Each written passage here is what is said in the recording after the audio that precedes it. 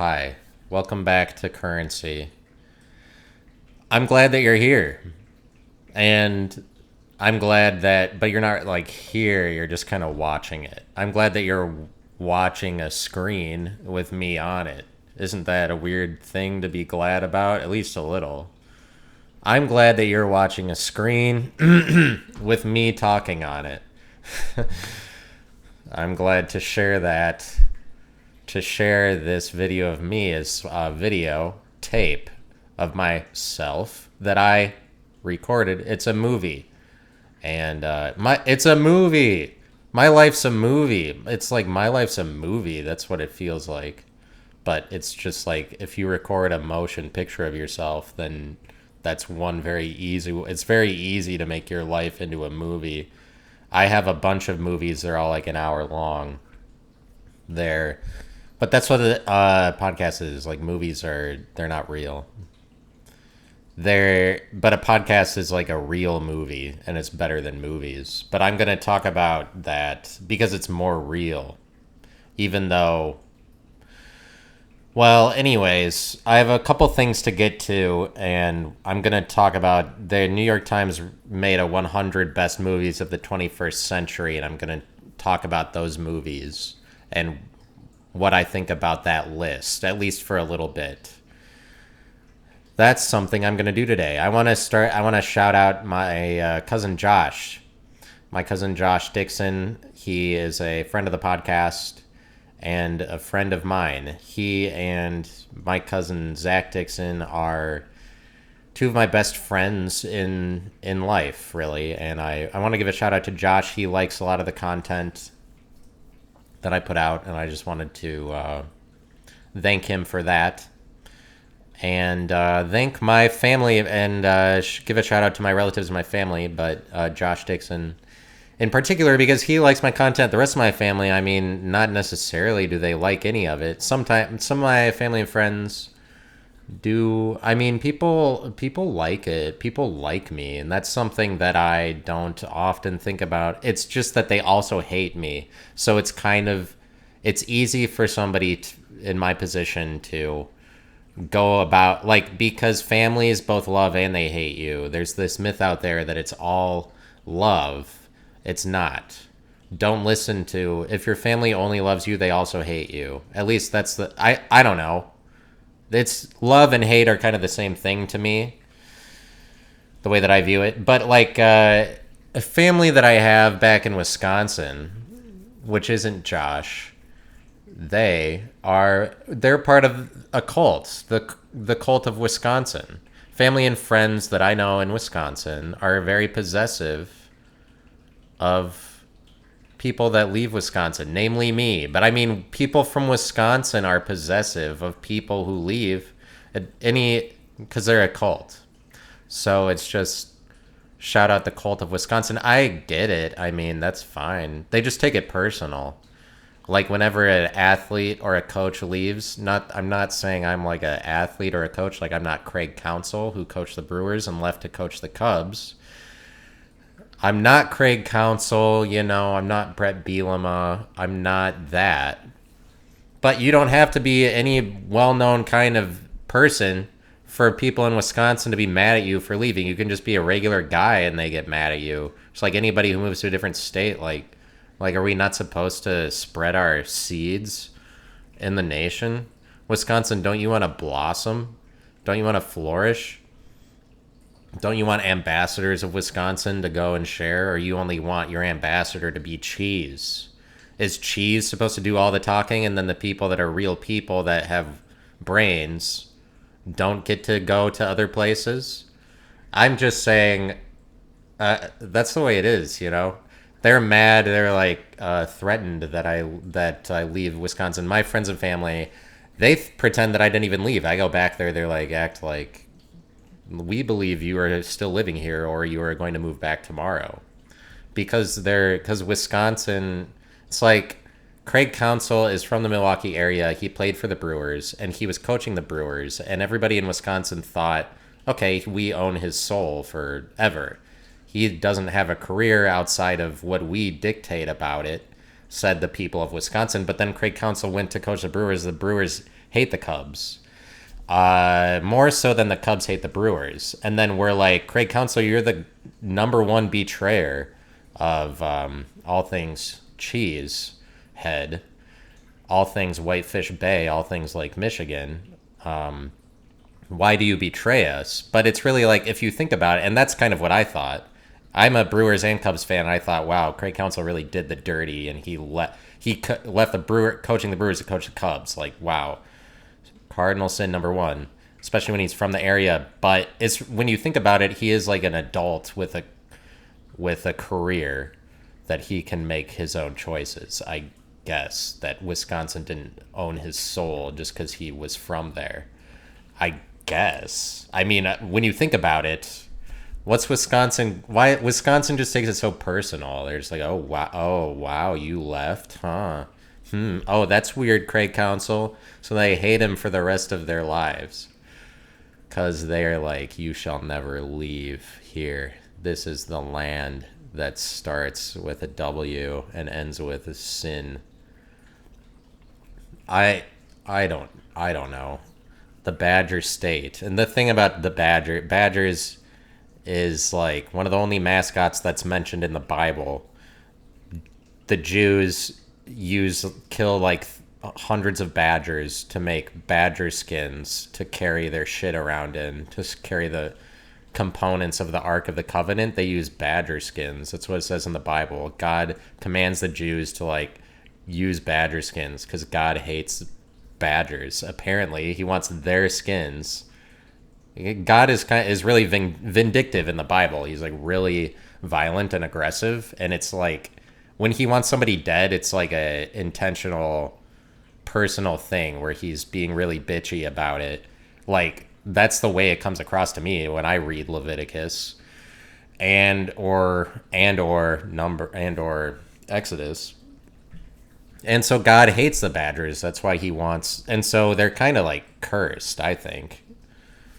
Because if the God of Israel done like you, that's kind of the guy... It's hard to explain why all of that is true. It's hard to explain the reality of that. But I want... The thing is that before I get into the list that the liberals made of the top 100 movies of the 21st century... it's the liberals, and I'm cavalier explaining these, I'll say Jews, like, oh, the Jews are doing this, or the Christians are doing this, the liberals are doing this, you know. But that's just the position of power that I find myself in, where it's like, the English language, sorry about the English language, folks, you can't get mad at me. Oh, that's offensive to call, it's offensive to call gays gay, I think. To like a gay person who is definitely gay, like right to their face, like, you're so gay. It's same with a Christian or a Jew. You Jew, you Christian, you're such a Christian. This would be so offensive to Christian people. You can't do that. But like, sorry about the English language. For the same reason that I can sit here, I'm more of a hack than Shane Gillis, but I'm still gonna criticize him.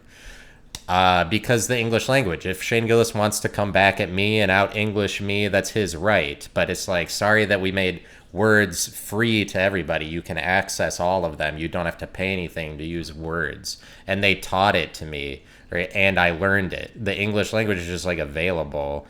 Sorry. And that's really a lot of the competition that's out in the world. It's just like, it's an English off. I mean, for people who know English or whatever language, the competition that you're fighting against your peers, your competitors that know the same language as you. And it is all a fight. And and whatever. It's like my family and friends, they love me. They also hate me. But I would argue it's like... Yeah, so I can criticize the Shane Gillis because the English language allows me to identify things about him. Like, that's the way it works. You can't get mad at me for that. Especially, people have identities, and especially when they like really commit to them, or they're like, that is my identity. And I'm just in the position of like, don't get into this identity issue. Don't trouble yourself with these identities too much, because then, I mean, because people can use the English language against you. don't be too much of a liberal, because then, I mean, watch out, here comes me, I'll call you a liberal. It's not that big of a deal, obviously. I'm just answering to voices in my head that tell me, don't do it. Don't criticize. Don't say liberal. Because it's societal to be more cool about things. It is not cool to call Christians Christians. That's not cool. But I'm telling myself, like, be cool, man. No, you gotta be cool. But it's better if you're somebody... It's better to be who you are. But being real doesn't get you anywhere. It doesn't... Really, being real doesn't get you anywhere. We only remember things when it's a lie. Let me give you an example. The phrase, be careful what you wish for, because you just might get it all. Be careful what you wish for, because you just might get it all. You just might get it all. And then some you don't want. He said, and then some you don't want. The reason that we say the phrase is because we don't say that part of it. Like, it's a fun little jingle. Chris Daughtry was like, qualified it with, and then some you don't want. Because, like, the reason that we like saying that phrase is because we don't say that part of it. Is because it's implied that you're going to get things that you don't want. But he just, like, I mean, but the point I want to bring up is that, and Chris Daughtry is like, what does he regret? Does he regret going on American Idol? Is that why he's singing that part of the song? Be careful what you wish for, because it doesn't have anything to do with going home.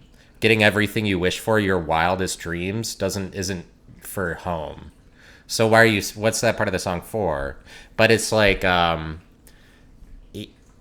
be careful what you wish for, because pretty soon you're going to be the one known for saying the phrase, be careful what you wish for, because you just might get it all, because you're singing it in your hit song. Be careful what you wish for, because before you know it, you're in the studio recording that phrase, and then people are going to remember you to be the one who was too uncareful about what they wished for.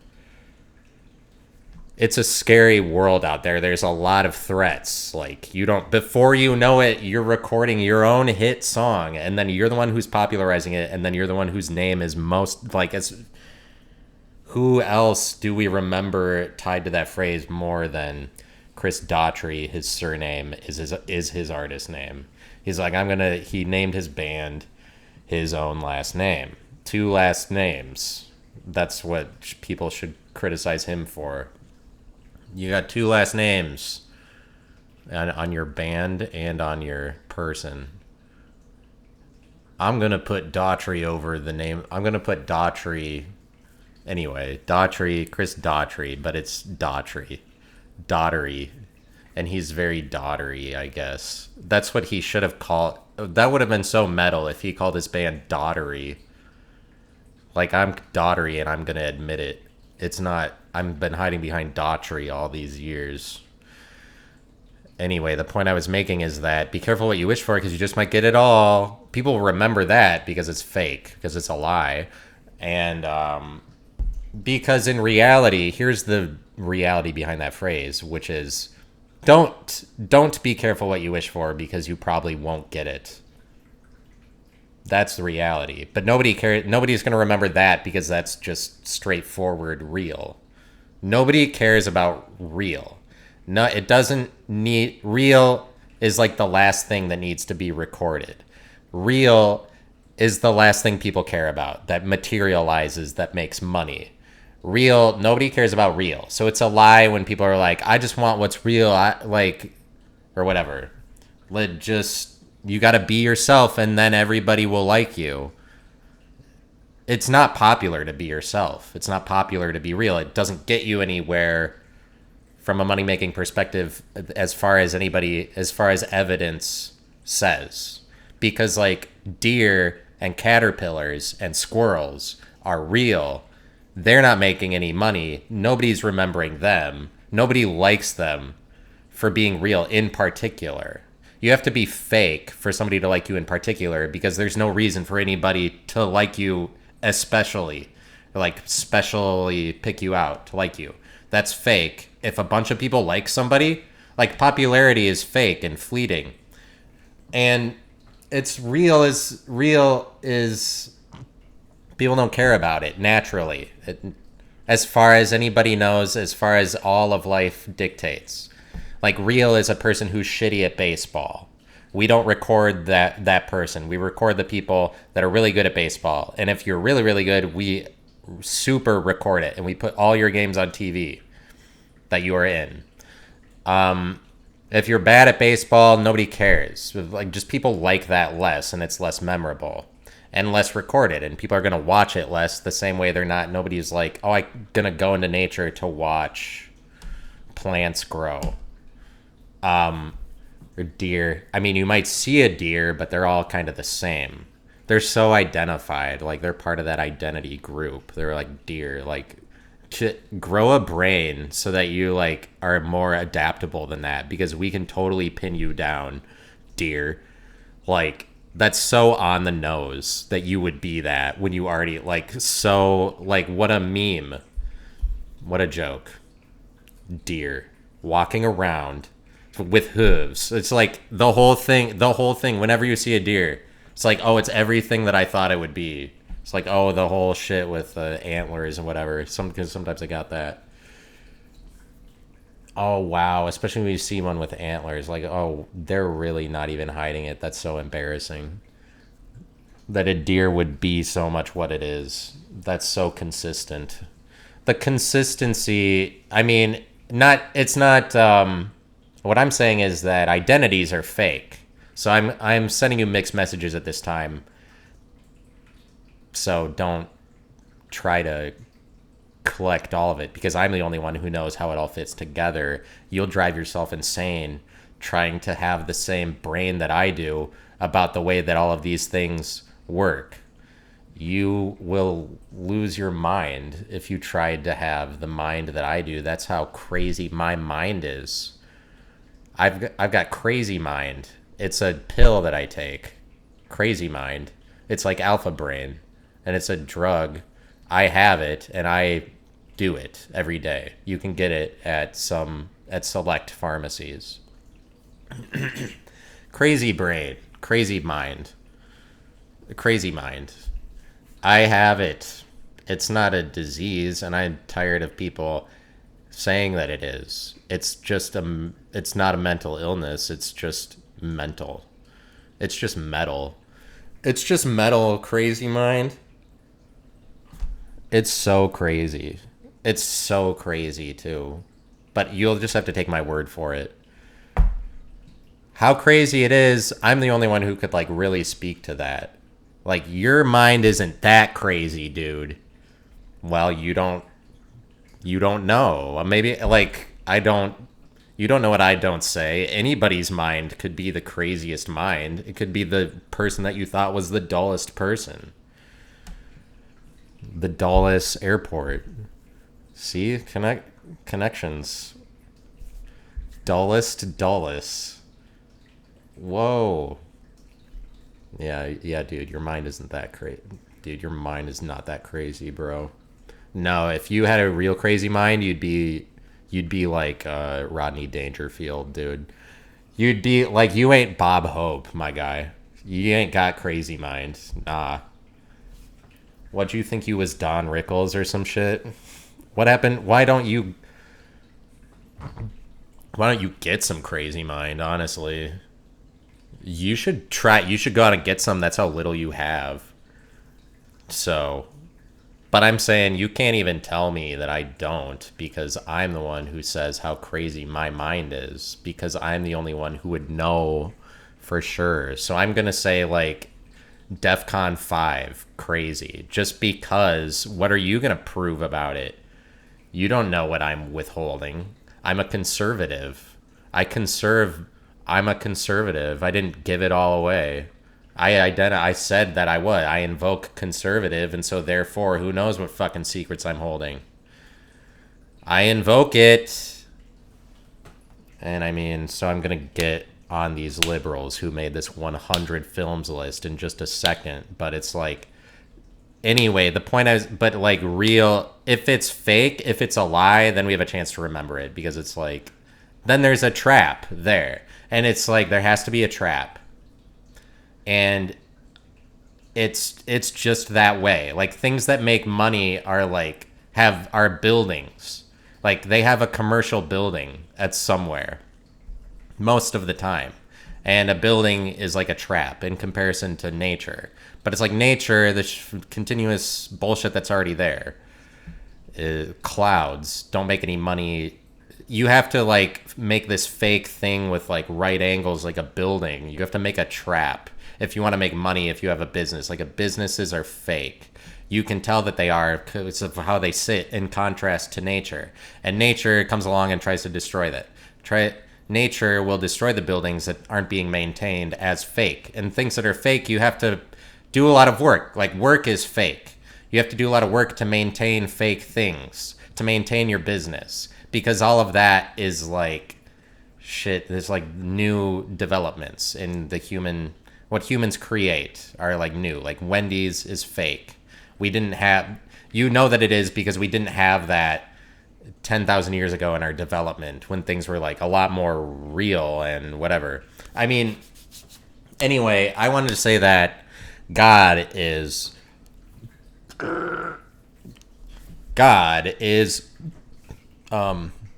fake and Satan is real, and that's what it is, and that's the answer. And it's just like what is God? Do you believe in God? Who's God? Where is he? Like all these questions we have about God, I have the answer here on the Currency Podcast. Here's the answer. I figured it out. It is the truth that God is fake and Satan is real. Satan is real because he doesn't, like, that's the way it works. And I won't tolerate any arguments back. I have crazy mind.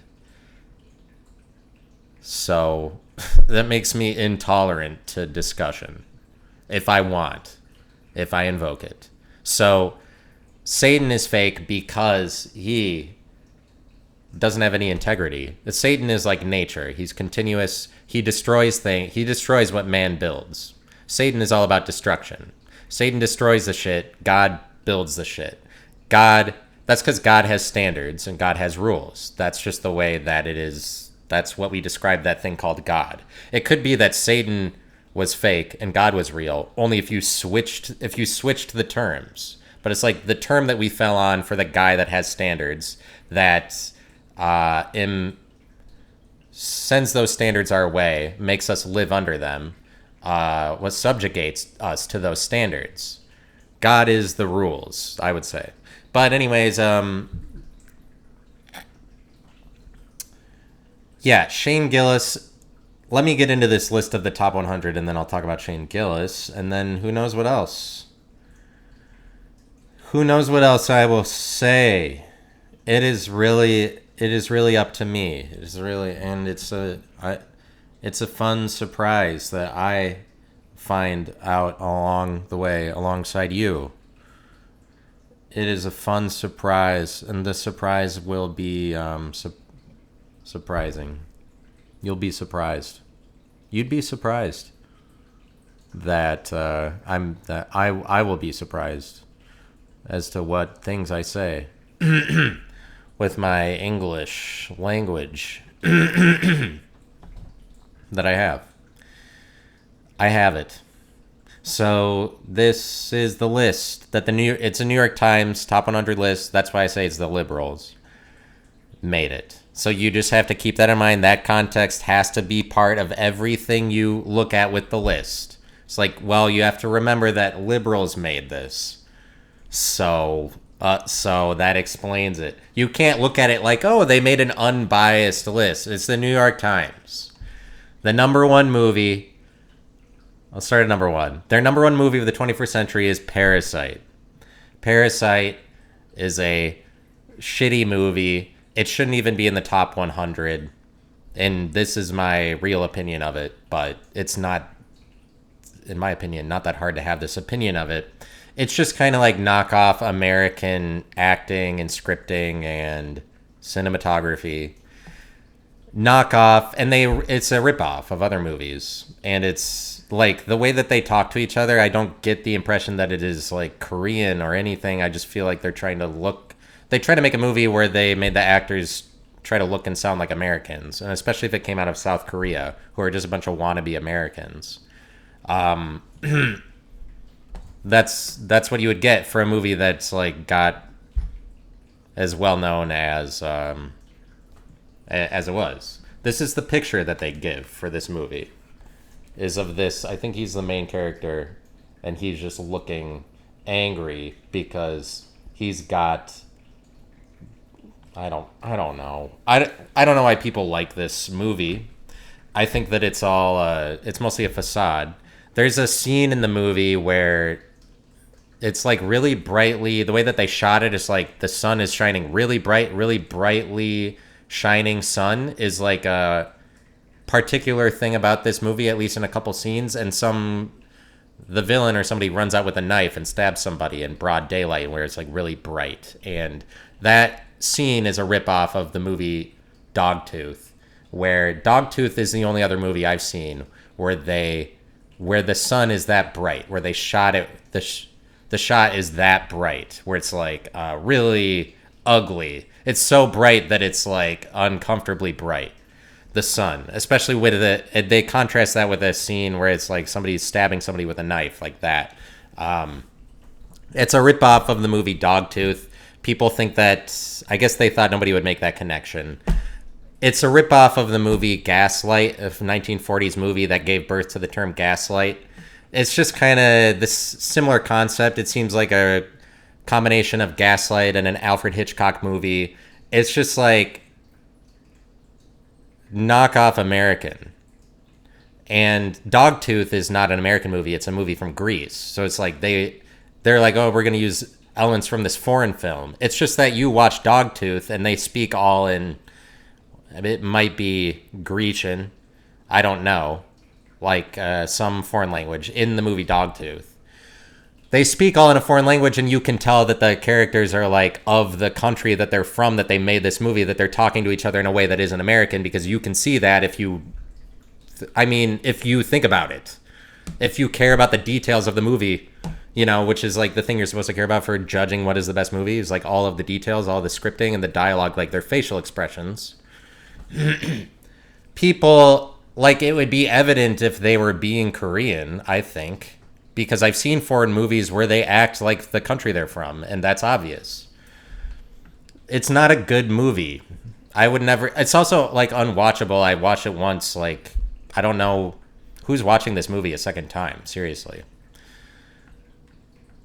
Number 2 is Mulholland Drive. I've never seen Mulholland Drive.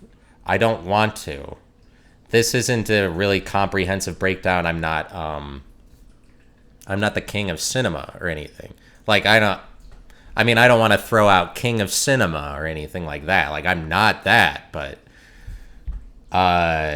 because I haven't even seen Mulholland Drive,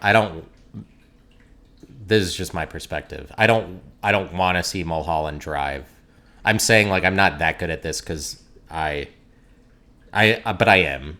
I mean, I don't know why I would even throw out a disclaimer like that, but I don't want to see Mulholland Drive because it's called Mulholland Drive, and I'm just like, I don't want to see it.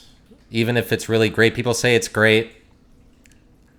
I just don't think I'll ever see it because it's called Mulholland Drive. I don't even know. I can't even explain why the name turns me off.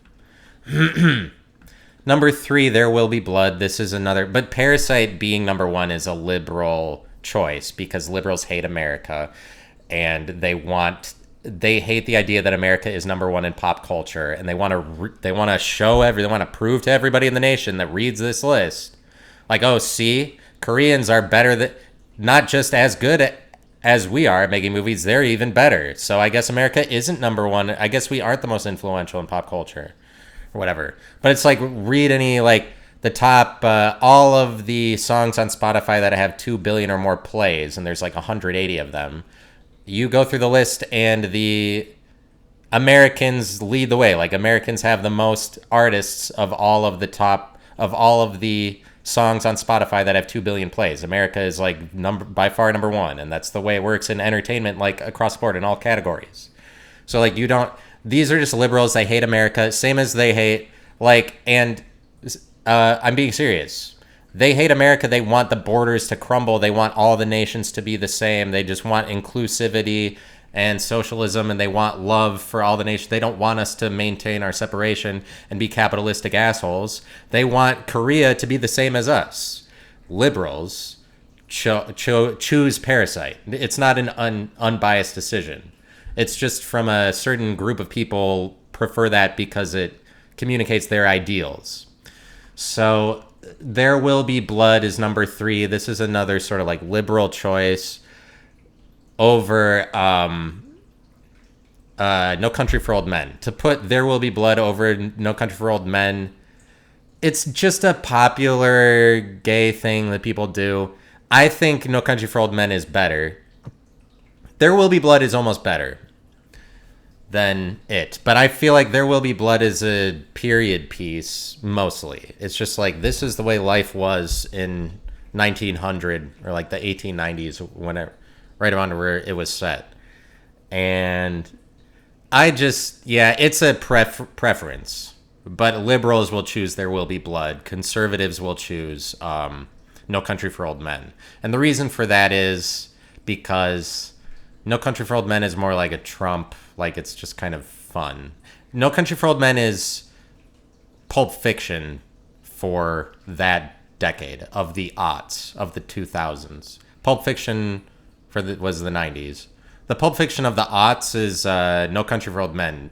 If there was one, there really isn't one, but it's that because it's just fun and it's outlandish that a guy has the machine that he has that shoots things. The best part of No Country for Old Men is when he shoots the locks out of the doors, and he has this special weapon. That's the most fun part of the movie. I mean, There Will Be Blood. Maybe liberals like it because it goes against Christianity. I don't really care about the goes against Christianity part of the movie. They make fun of pastors for putting on a show, basically. Like, we already know that. We already know that they put on a show. Most popular criticism of Christianity I don't really care for because I go beyond that, in my opinion. Like, I already know. We already know that, yeah, like pastors, it can be criticized like he's just putting on a show. That's already been referenced a bunch of times in pop culture. Like, it's just like, it's maybe because No Country for Old Men won Best Picture. And people are like, actually, There Will Be Blood was the better one. They're just kind of like contrarian about it. I mean, There Will Be Blood is pretty good. I don't mind. They can put it at number 3, liberal or conservative, who cares? That's fine. Number 4 is called In the Mood for Love, and it pictures 2 Koreans. I've never seen this movie either, and so I don't know anything about it. It could be amazing. Number 4, I've never heard of it. Wong Kar-wai. The director was, by the way, Wong Kar-wai, and it was made in 2001. It's called In the Mood for Love. The New York Times is like, this is the 4th best movie. I don't know. 5 is Moonlight. Moonlight, number 5. Yeah, sure. That's another one that's fine choice to do. Moonlight is a really good movie. I don't know what else to say about it. It's a gay flick of sorts, in case you weren't aware. But it's not like Brokeback Mountain. But Brokeback Mountain is also on this list. The thing is that with Brokeback Mountain, what they put it, I think, in the top 20 somewhere. Brokeback Mountain is also not in the top 100 movies because, like, if it's a romance with straight people, you have to put something else in it. There has to be something else going on. If it's gay people, the entire movie is just like they're gay, and that's all that we needed to put in it. Brokeback Mountain, like, and Moonlight isn't like that. So Moonlight's a good movie. Number 6, No Country for Old Men. As I said, I thought it should be higher. Number 7, Eternal Sunshine of the Spotless Mind, is a shitty movie that I saw it once and it's terrible. I don't know why people like this movie. the naysayers have come out against it. I would imagine there's got to be a million of me that say this movie sucks. Like, oh, I found out the secret. I actually watched it, guys. So you can't keep, and other people have too. Like, so you can't keep lying about that this movie is amazing. This movie is horrendous. It's a horrendous piece of crap. I don't, and I mean, not much more to say about it than that, but it's just something where they're like, I'm sure a million people have come out naysaying it, but whoever is thinks it's great. It's the same as the Truman Show. Truman Show sucks too. Maybe I just don't like Jim Carrey as a serious actor, or I don't believe it. Because this is not believable, and the dynamic between the two main characters is just like a silly joke. It's not serious at all for a movie that's supposed to be serious. I think that's why I don't like it. I can't continue on. I can't spend the whole rest of this time. But whoever is like, no, it is number 7. You don't know. People who like movies decided. No, everyone agreed. Critics agree this is a great movie, so we are still putting it at 7, even though a million people have come out. I'm guessing people come out naysaying it. Like anybody who's seen it, a lot of people don't care enough to actually go and watch it because it's like, I only watch it because so many people said it was good. Otherwise, I wouldn't seek it out. Number 8, Get Out by Jordan Peele. Not a good movie. But like, these are just the real. I'm sorry that being real doesn't get you anywhere. It's not popular. It'd be, I could be fake and be like, yeah, Get Out's amazing. Get Out is not scary. It's not funny. It's like somewhere in between. That isn't. It's nothing.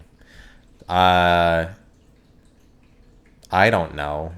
I wouldn't watch it again. I don't know. I don't know what to say about Get Out besides that. It is what it is. It's not the 8th best movie. It's not in the top 100 either. I don't think it's a good movie. Eternal Sunshine of the Spotless Mind, not in the top 100. Not a good movie. Number 9 is another foreign. It's called Spirited Away. And it looks like it's animated. And there's probably a bunch of people that'd be like, you should know what that movie is. I mean, this looks kind of interesting. I might want to check this out. It's called Spirited Away from 2002, and it's like it looks like it's an anime, or it's at least animated in Japanese, if it's not an anime.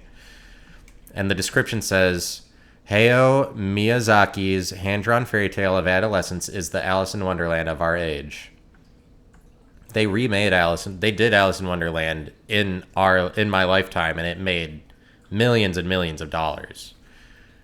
Like, way too much money for Alice in Wonderland, just because Johnny Depp was in it. And so Alice in Wonderland is still the Alice in Wonderland. It came back and did really well.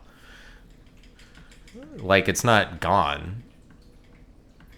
Number 10 is The Social Network. This is another one that like a bunch of people really like, and I couldn't tell you why, besides that people really want Jesse Eisenberg to be the king because he's a dweeb. And they're like, see, a dweeb can be... He's the same person in every movie. Jesse Eisenberg. I don't see what's to like. He's like, there's nothing... All I see is Jesse Eisenberg when I see this movie. I don't see him playing Mark Zuckerberg. It's a good movie, but I don't see... Number 10, I don't know why people really like this movie. I don't know why. I would say it would be in the top 100. I've seen it, and it's like maybe 50. Number 11, Mad Max Fury Road. That's fine. I feel like this is more of a top 10. To exclude it from the top 10 seems a little... Because everybody would say, like, that's one of the top 10 movies. I saw it. I didn't really care because it's just all action.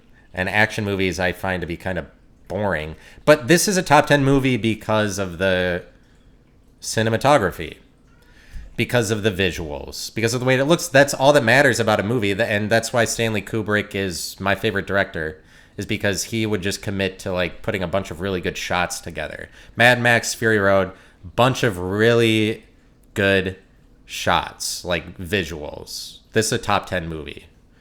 They put it at 11. That's like that's a fuck you to somebody. That's a fuck you to people that like it. Like, oh, well, it's not in the top 10. Number 12 is called The Zone of Interest, 2023, a new movie. I haven't seen it. It's a Holocaust movie. So, of course, the Jews that are up in the rafters, that all of their knowledge and their wisdom cascades down to the journalists at the lower levels of the New York Times, must have put it in their ear to say, oh, there's a new Holocaust movie. I don't see how you could put a new Holocaust movie. In 2023, we've seen all the Holocaust dramas, and they're all good, and why would you need another one? Just read Night by Elie Wiesel.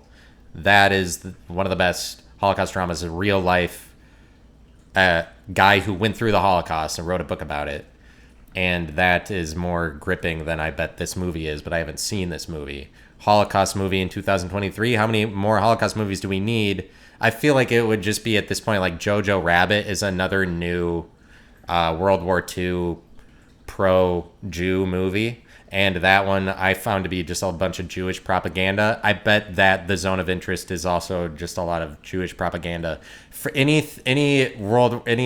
Holocaust-y movie made recently is people trying to reinforce that you're a really bad person for even thinking a bad thought about the Jews. And so number 13 is called Children of Men.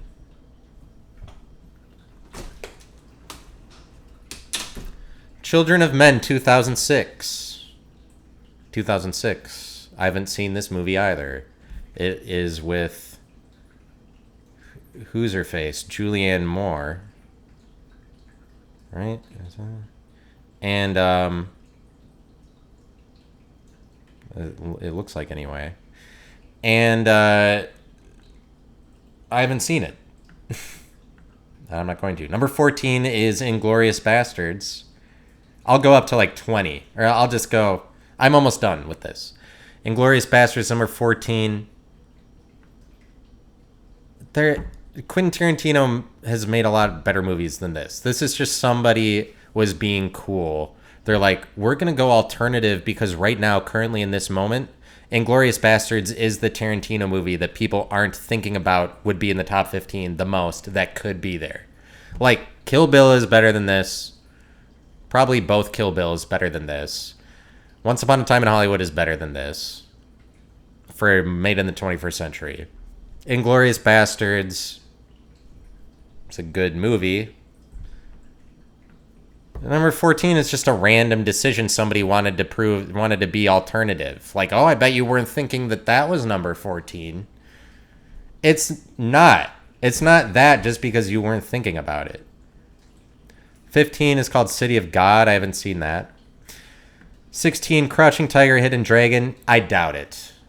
Isn't this just like a bunch of kung fu scenes? I doubt that there's like a storyline. I haven't seen it. I don't know. But, I mean, I saw this list. They put Gladiator at 92. So keep that in mind. While I'm saying all of these are ahead of Gladiator. Gladiator is like a top 10 movie. That's more of a conservative. It's a liberal choice to be like, no, Gladiator sucks because they don't like the patriarchy. Gladiator is such a masculine movie, and people when they're being gay just like to be like, Gladiator actually wasn't that great. Gladiator was amazing, fantastic, and it just captures entirely the world. It lives in the Roman Empire's shadow. And that they capture the memory of the Roman Empire, the fact that like civilizations like that never go away, and the memory of that impresses itself on the world's consciousness like forever. And the movie captures that it is just like about this very glorious Roman Empire that Europe lives in the shadow of. Europe tries to emulate for years and centuries afterward. Different countries in Europe just want to be like the Roman Empire that influenced them beyond the shadow of a doubt. Like, it's just so, it's the time that there's no beating the Roman Empire. That you make a movie, like Gladiator is a top 10 movie, regardless of what you think about it. And, it's better than fucking Crouching Tiger, Hidden Dragon. You damn liberals. They got me again. Damn it! They put Crouching Tiger, Hidden Dragon 16. Here, Brokeback Mountain 17. It's just like two cowboys had sex. That's not a really great movie. I don't think. I haven't seen it. But it's like what is it that much of a phenomenon that two men have sex? What's so great about gay sex? It's not that great. People do it every day. That's all that this movie is sensationalizing. It's like, whoa, see? Two men do have sex. Like it's not a phenomenon, I don't think. It's not like that you need to make a movie and people are like, whoa, Brokeback Mountain. And it's funny they call it Brokeback, and all the jokes at the time and forever are like, oh, he broke his back doing it with him, Mountain. Like, this movie is, I mean, it's a joke, but like, it's just like,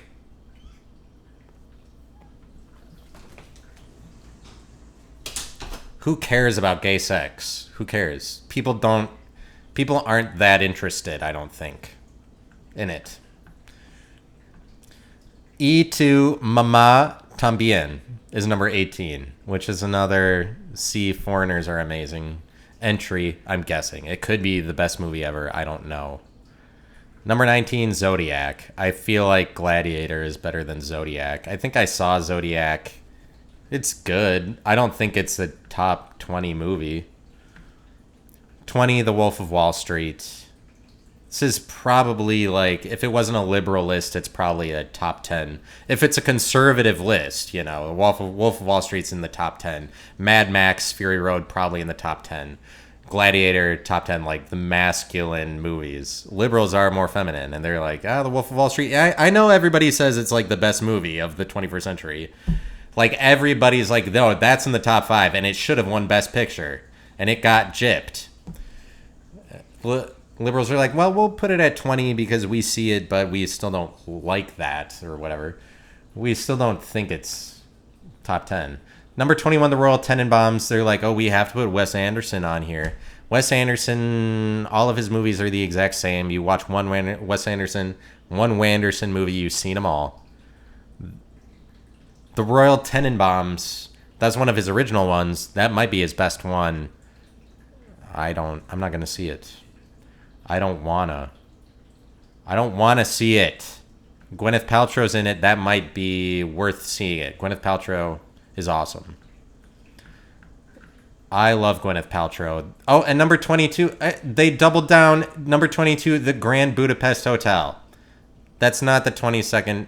Nothing some things Wes Anderson make, they might be like in the 80s of the top 100.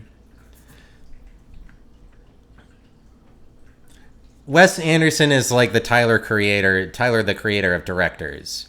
He thinks just because you throw all of this shit together that it has to be meaningful. Or like everybody, like, oh, it is meaningful because you see I collected this kind of character in this shot. And he threw a bunch of shit together and then did a symmetrical shot or whatever.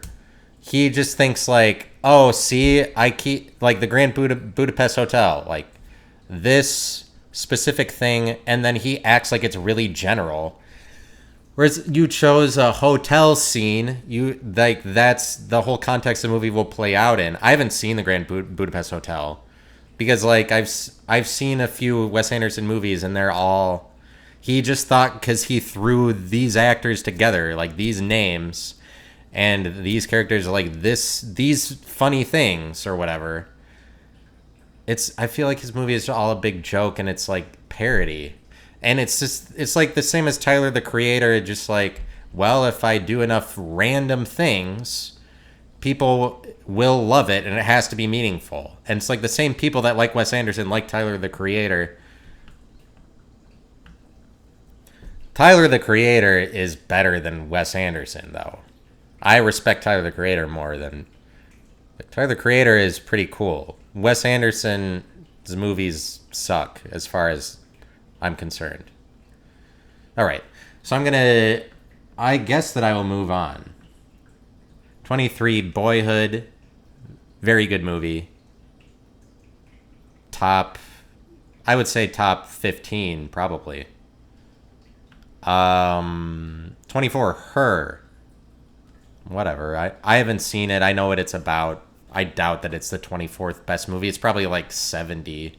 They're like, see, they were ahead of the time with this technology connection.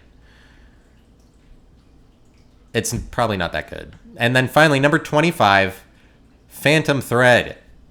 That's not in the top 25. It's not liberals necessarily that love Daniel Day-Lewis and director Paul Thomas Anderson, that as both of those appear in There Will Be Blood, and then they follow it up with a Phantom Thread. People are like, I want more. That Phantom Thread I've seen, and it's not that good. But people are just like, I drink your milkshake. We want more of that. And they're like, if you follow it up with just more Daniel Day-Lewis and Paul Thomas Anderson, we will love it, and it is amazing. So Phantom Thread is a movie that came after There Will Be Blood with Daniel Day-Lewis. And people are like, we love I Drink Your Milkshake. This movie's amazing with Phantom Thread. It doesn't even matter. This movie is just There Will Be Blood. Again. That's because the only reason people like it is because they love fawning over Paul Thomas Anderson and who's he, what's he? Daniel Day-Lewis. 3 names, guys. And Anderson is a first name. Anderson Cooper. 3 first name. Paul Thomas Anderson, 3 first names. Daniel Day-Lewis, 2 out of 3 first names. People ain't named Day as their first name, but it's probably going to begin pretty soon. It's like anybody who's 2 first names.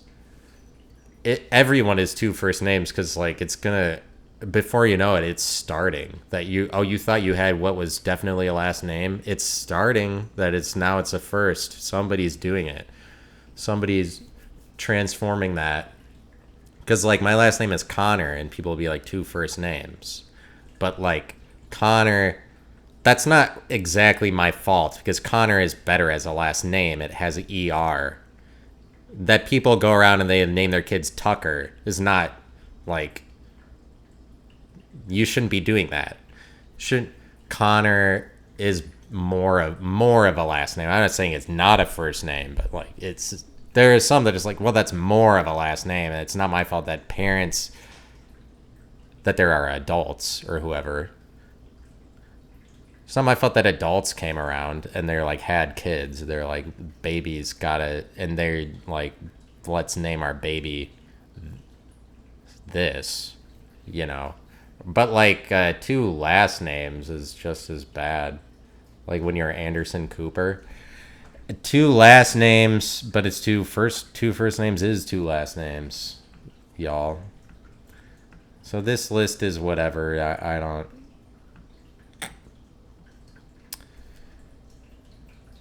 Shane Gillis is bad at what he does. Let me throw some more hate out there for you.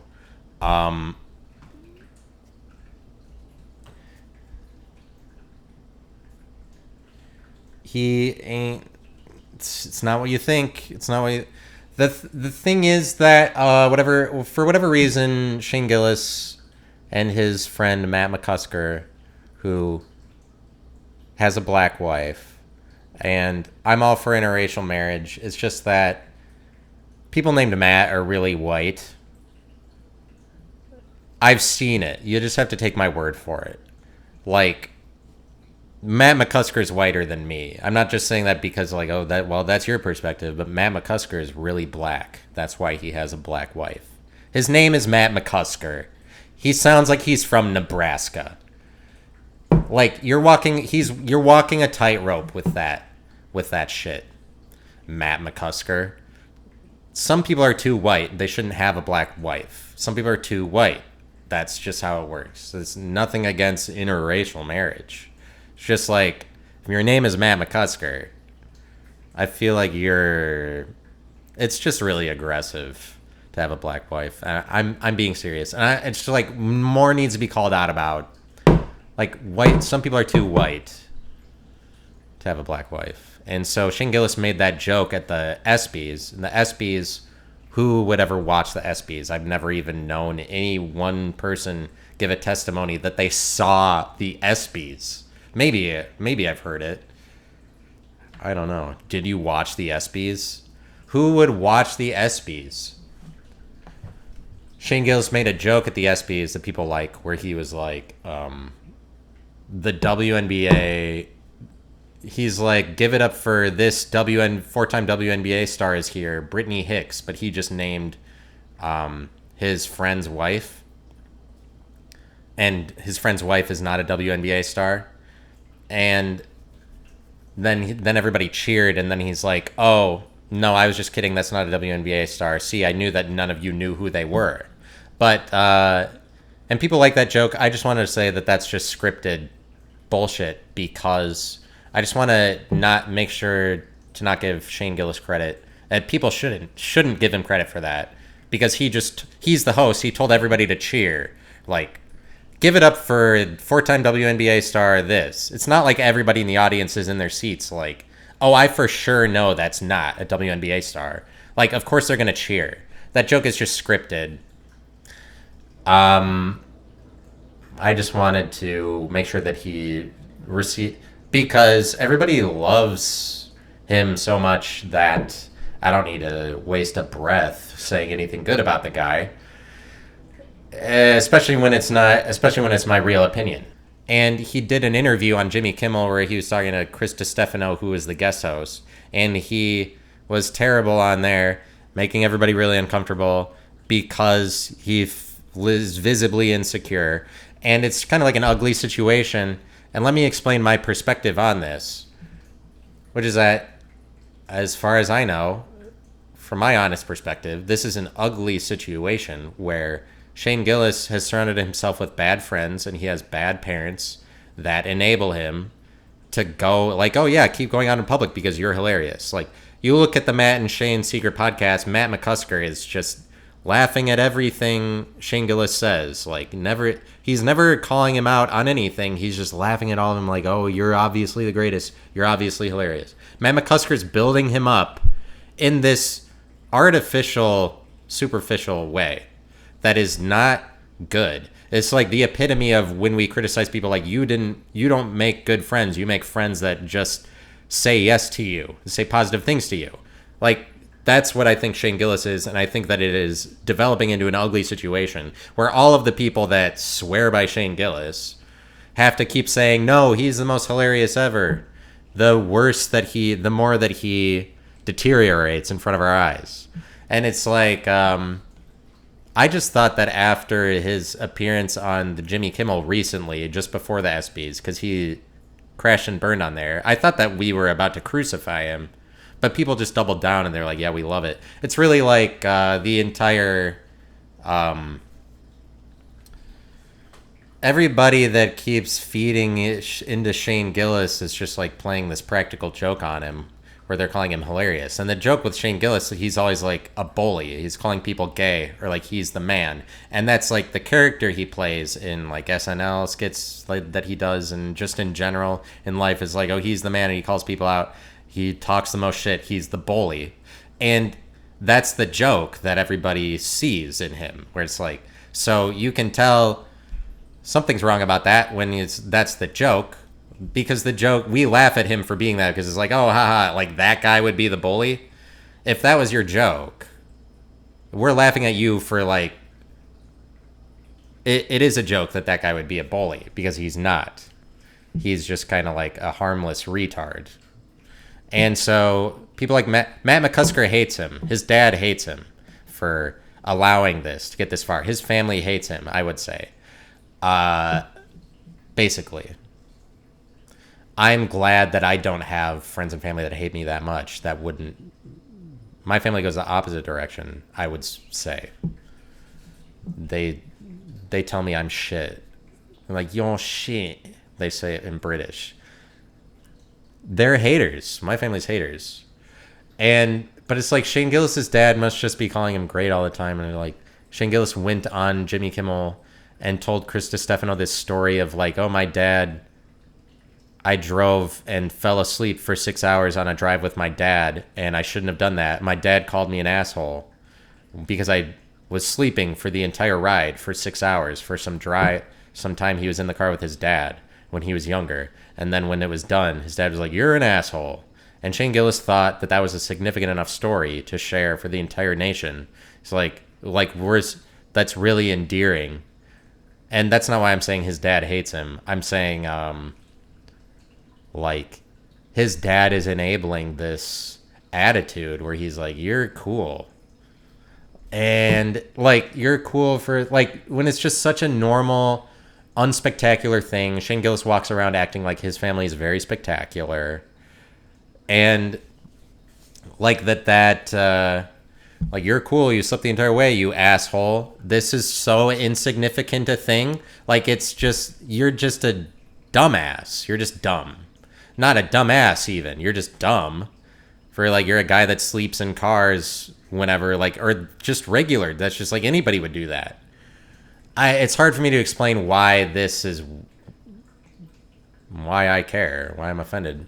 I'm really triggered by that. It's just he's saying this story we're supposed to find it really endearing. We're supposed to like Shane Gillis more because of that. Oh, he's an asshole that sleeps in a car for 6 hours. But it's just his joke is always self-deprecation. That can't be your joke every time.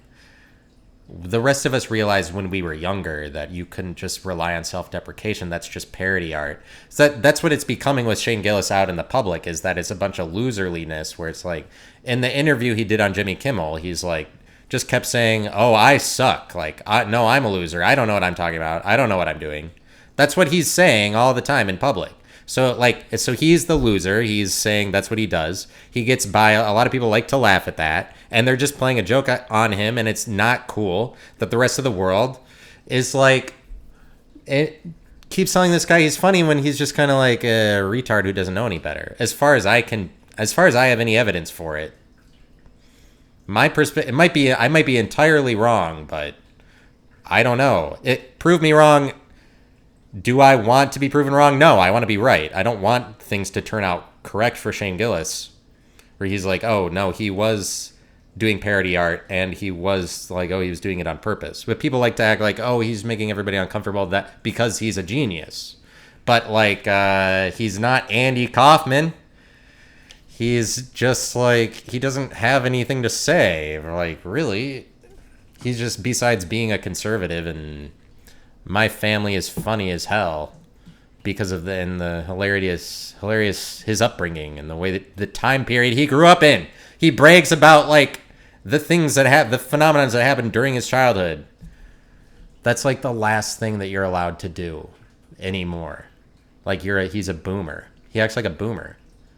He's been influenced by his parents too much. His parents cast a spell over him, and they do not like him to allow this shit to go on this long. But I mean, I could say whatever about Scottie Scheffler is another guy that it's just the times we're living in are completely backwards. Where it's Scottie Scheffler, that he's winning, that he's the face of golf. Scottie Scheffler is the best golfer in the world, and he is so unlikable, because he's not personable and doesn't care. He doesn't address the crowd or anything. It's just we're living in this time period where the biggest stars are the people who are the most simplistic. Shane Gillis, all of his jokes are, "You're gay," or "I drink beer." And and people are "He's the man. We love him endlessly. He criticized the WNBA." He started off his ESPYs monologue by saying, "Deanna Taurasi is here." That's just you're just a loser. Nobody has to be a feminist to hate you for that. Diana Taurasi is a mainstay, and also the WNBA is growing in popularity. It's not very current to just go after. And then in the next line he said was "and SGA is here." Gilgis Alexander, whatever. SGA is here. He got his name right. He's "What's up, dog?" That's what he said to SGA. And when he said Diana Taurasi, he said Deanna Taurasi, and then he said, "I'm sorry about that," in the next breath, because he didn't write these jokes, first of all. He didn't write these jokes. He said, both at the ESPYs and in the interview he did with Chris DiStefano on Jimmy Kimmel. He's "I didn't write these jokes." He's Deanna Taurasi is here. Sorry about that. that he said it. Yeah, you should be sorry about that because, like, it's Diana Taurasi. Everybody fucking knows. And everybody, why are people not, like, people should be fucking hating the living, he should be canceled for that. Scottie Scheffler should be canceled for saying there's no point to golf, which is what he said before the British Open. Then he won the British Open.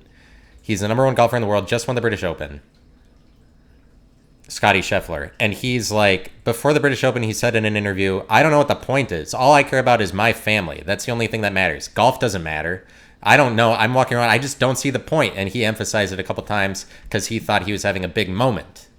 And people, the only response people should have is outrage. Because if you don't see the point of golf is an entirely global game. There are things that have a point. There are things that don't. You don't get to just say it's pointless because he's saying, like, everything's pointless besides my family, besides me. Like, he's just putting himself over everybody in the world to say that. It's the most selfish, inconsiderate, ignorant thing ever. Everybody should be canceling the shit out of Scottie Scheffler for saying that. Like, you stupid, useless fuck. You don't get to... You should have more of a brain than that. Like, you don't get to say just whatever. Like, we should get angry towards people that are really wrong about things. If somebody is that wrong, that's how we're supposed to treat it. We're supposed to treat it like there are winners and losers. So it's like when Shane Gillis, his joke is always, I'm a loser. Then, oh, shouldn't we be treating him like he's a loser? No, everybody treats him like he's the biggest winner. Scottie Scheffler, golf is a global game. There are things that have more of a point than other things. That's why we have the D League and versus the NBA. The NBA has more meaning. It has more of a point. Sorry about the reality of that. Sorry about comparisons. Sorry about the competition is real. Scottie Scheffler, guy who's a Christian and pretends there is no competition and Christians already won all of it. That's why he is at liberty to say shit like that, according to him. But, like, you're just foregoing recognizing everybody in humanity, everybody in the world. Like, you don't get to be that selfish. Golf, people took the time to carve out the golf course and make it not look like nature and make it so that it has meaning, that there's a point to it, there's something different going on. Humans came along and they designed shit about it. It has a point versus, like, nature is pointless. Nobody's remembering that. We remember golf. We don't remember somebody who's like a financial advisor. So it's like, you could say that maybe if you were a financial advisor, nobody remembers you. You don't get to say that when you're a golfer and all of the shit is televised for the entire world to see. You're winning majors. Golf is like the most global money-making sport basically that I could think of. It's open to everybody. You don't get to fucking say that there's no point. And, like, it's like we all watch you. Like, we want to be you. You represent all of us being the best golfer in the world. That's like, you're supposed to be speaking for all of us. You don't get to use your platform to say everybody in the world sucks. Like, it's the most inhumane thing you could do. Like, humans suck. All that matters is the human that is me and my family is better than the entire world, because they call it opens. They call it the US Open or the British Open because that's open to everybody. Any amateur person can make it through qualifying and then walk on and be playing for the US Open. Like, that shit has meaning. It's televised for the entire world. If you care about what's happening in the world at all, if you want to look around you and say that that people matter, if you want to say that humans matter, you wouldn't. He's saying, no, humans don't matter. All that matters is my family. What a fucking jerk. Why does nobody cancel him for that? What a jerk. What a loser. Like, how the fuck?